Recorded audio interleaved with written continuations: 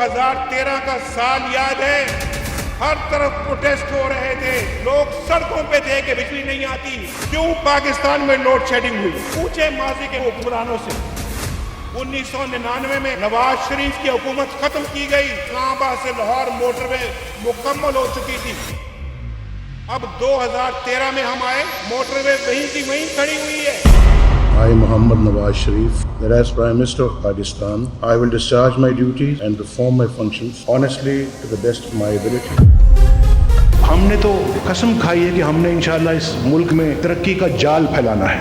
ہم نے وہ کلچر تبدیل کرنا ہے جس میں آسانیوں پر صرف پیسے والوں کا قبضہ ہے۔ ہم نے ان آسانیوں کو عوام کی دہلیز تک پہنچانا ہے۔ اتنا بڑا منصوبہ جو ماشاءاللہ 1100-1200 میگا واٹ بجلی فراہم کرے گا پورے ملک کو، یہ صرف 18 مہینے میں تیار ہو گیا ہے۔ 18 مہینے میں تو ایک گھر نہیں بنتا۔ انشاءاللہ اب کسی کو علاج کے لیے گھر کا سامان نہیں بیچنا پڑے گا۔ The breaking of the dawn of a new era for the huge population of our whole region, which is going to benefit from the prosperity and progress that CPEC brings.